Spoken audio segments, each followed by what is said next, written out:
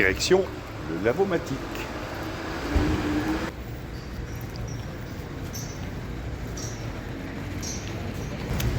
Il fait très chaud ce matin.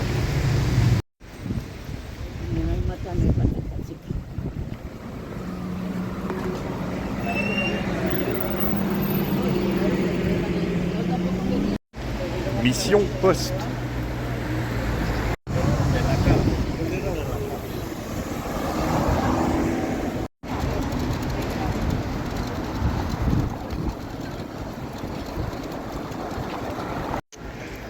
Bon, direction la cathédrale pour une petite visite.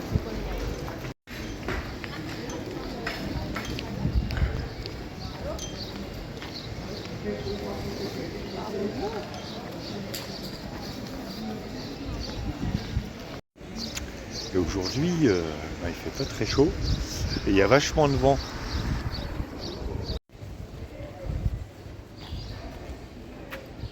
Fais pas mine de lire, il n'y a rien d'écrit dans ton journal.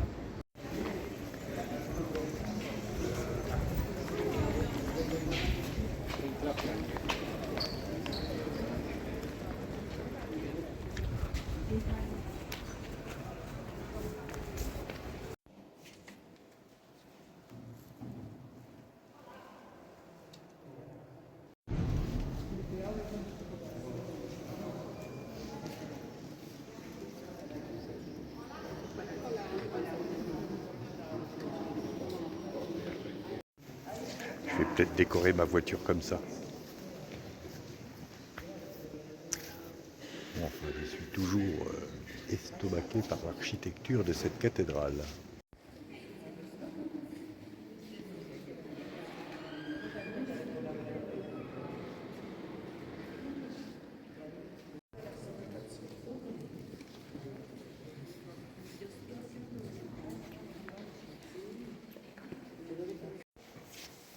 Et là, c'est la chapelle de Saint-Jean de Sahagún, avec toujours les dorures chères aux églises espagnoles.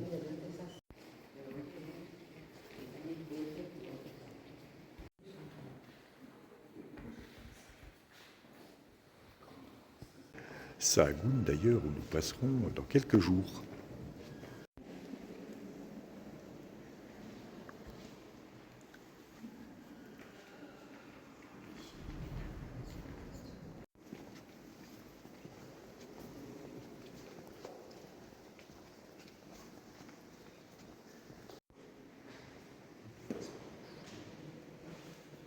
Alors, il doit y avoir des travaux parce que certaines chapelles qui étaient accessibles il y a 4 ans ne sont plus accessibles, en tout cas pas en ce moment.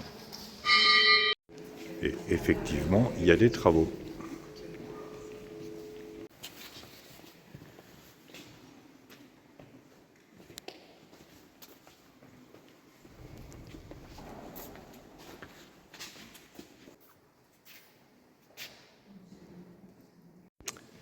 Ce qui me frappe, c'est le contraste entre la complexité de l'architecture et de la voûte et la simplicité des vitraux. Alors ça, c'est une cape de pluie de style gothique du XVe siècle. On va peut-être décorer les nôtres comme ça.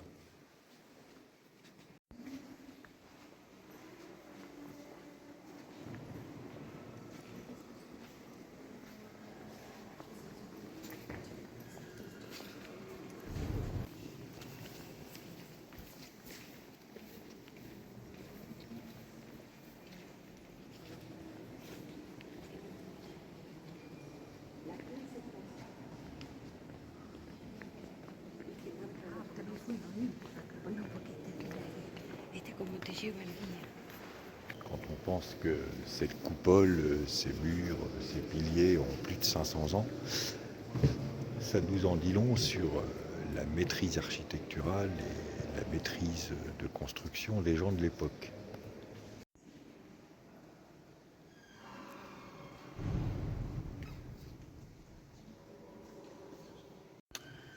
J'imagine bien un groupe de heavy metal utiliser une configuration comme ça dans ses concerts.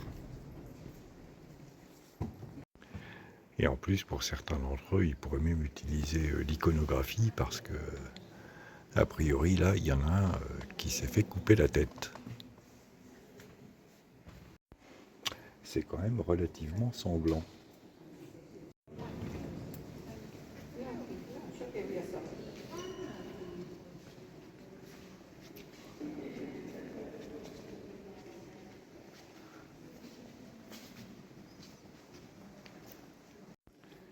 Il y a quelques années, j'avais écouté l'interview d'un tailleur de pierre du site de Guédelon, ce château philippien qui est en construction avec les techniques de l'époque.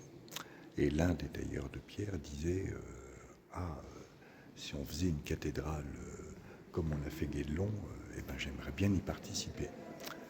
Et je comprends tout à fait parce que le travail de construction et de taille de la pierre est absolument sublime.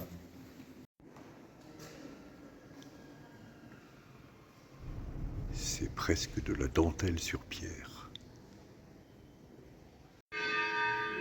Et a priori, ce bras devait être sculpté en deux parties et relié par ces chevilles de bois là. Ce qui est incroyable aussi, c'est que chaque coupole a son style particulier, à la fois dans la construction, mais aussi dans la décoration.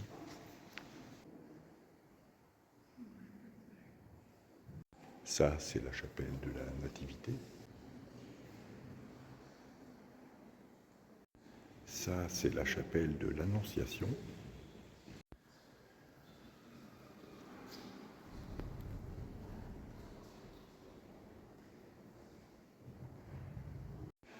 Ça, c'est la chapelle de Saint-Grégoire. Et lui, il est sur le côté, parce que sinon, il ronfle.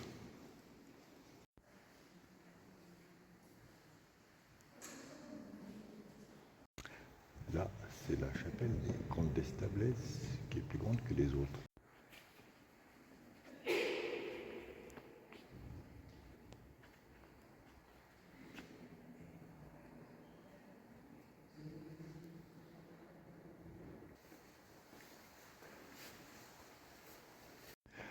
Ce que vous venez de voir, ce sont les gisants de Doña Mencía de Mendoza et de Don Pedro Fernando de Velasco. Ce sont les deux connétables de Castille qui ont commandé la construction de cette chapelle qui est considérée comme l'une des plus belles du monde par les historiens. Et les images, surtout avec mon talent de caméraman, ne pourront jamais témoigner de la beauté et de la majesté du lieu, ni d'ailleurs de la maîtrise architecturale de cette étoile, cette branche ajourée dans une voûte. Le tout sans béton armé. Bon, je pense que tout le monde aura reconnu la scène de la crucifixion.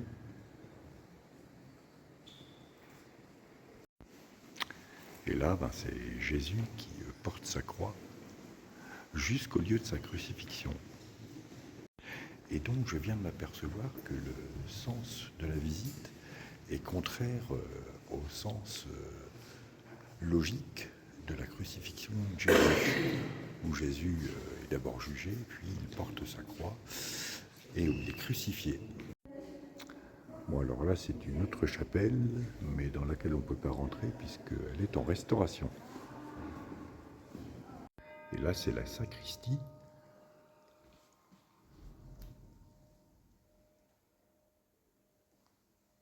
Avec une coupole qui, si je ne m'abuse, a la même structure que la coupole de l'autre côté, mais dont la décoration est un poil surchargée à mon avis. Sacristie, bon, il est où le pinard? Je trouve qu'il y a dans cette représentation avec des enfants à moitié nus quelque chose à un poil païen. Parce que là, mine de rien, on dirait qu'ils font la teuf. Parce que ça joue de la musique, ça batifole à moitié nu dans tous les sens. Ah ben bravo l'église.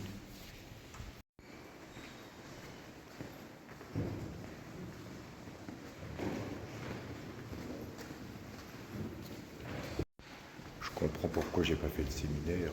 Je crois que mon exégèse des textes bibliques n'aurait pas été super orthodoxe. Par contre, architecture, ouais, j'aurais bien aimé faire. Parce que c'est beau, comme certaines mosquées d'ailleurs, quoique dans un style plus dépouillé. Bon, alors là, c'est un peu le trésor. Et je ne vous détaillerai pas toutes les pièces parce que je n'ai pas les compétences pour le faire. Si ce n'est que, bon, c'est un beau travail d'orfèvrerie. Ça montre aussi qu'on était capable de mettre beaucoup de moyens dans la religion à l'époque. Et je serais curieux de savoir quelle part du PIB ou l'équivalent de l'époque on pouvait mettre dans l'édification de ces lieux, qui n'en restent pas moins superbes, et dans tout le matériel qui va avec, comme les coupes du Graal là-bas.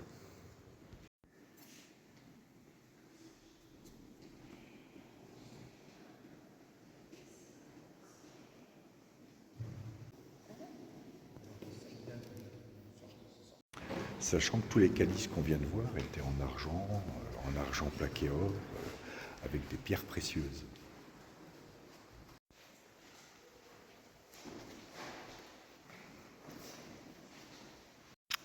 Ah ben voilà, un bel assemblage à queue d'aronde.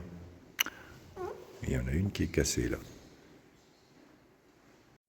Et ça tient un peu plus longtemps que les meubles d'une marque nordique que je ne nommerai pas. Alors ça, c'est un livre de cantiques pour les myopes, parce qu'il est énorme. Et a priori, c'est du parchemin. Alors on va entrer dans la salle capitulaire. La salle capitulaire, c'est une salle où se réunit la communauté religieuse d'une cathédrale.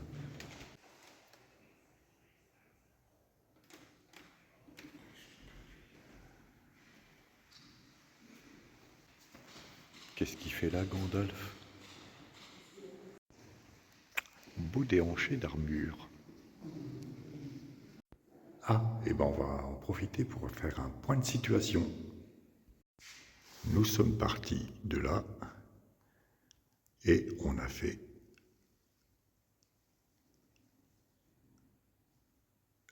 ça, si bien qu'il nous reste ça et le petit bout jusqu'à Muxia et Fistera.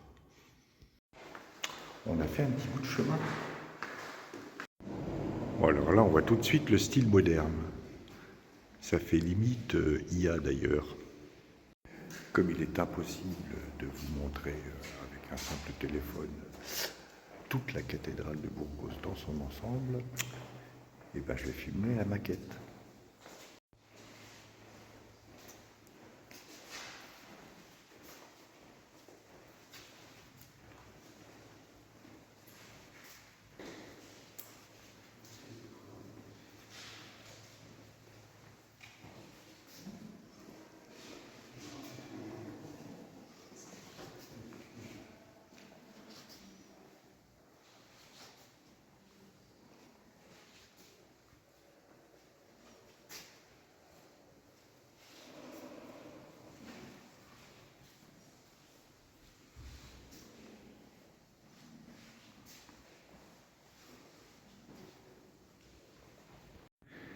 Et il y a quelque chose de mauresque dans ces flèches.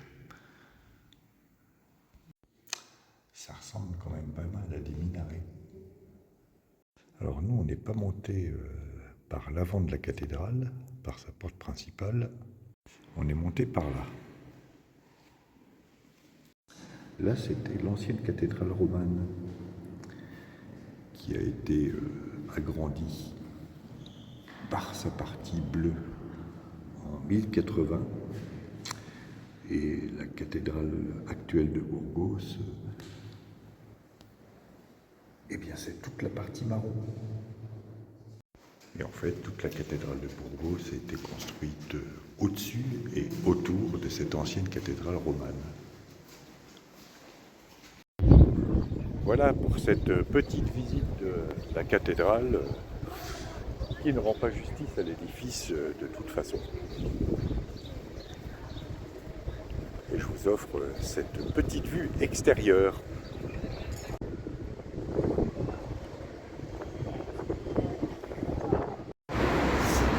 Bien, eh bien avant de rentrer à l'hôtel, je vais passer devant la maison des connétables où fut reçu Christophe Colomb après son retour de son deuxième voyage.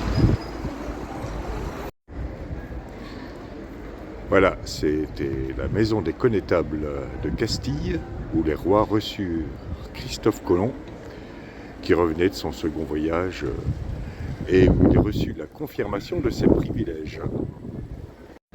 Et la porte a un sacré heurtoir. Et depuis, cette maison est devenue la caisse d'épargne de Burgos, qui sert au développement économique et social de Burgos et de sa province. Voilà pour la vidéo d'aujourd'hui, qui est principalement consacrée à la visite de la cathédrale de Burgos. Demain, ce sera Hornillos del Camino, à une vingtaine de kilomètres. Je vous dis à demain pour de nouvelles aventures.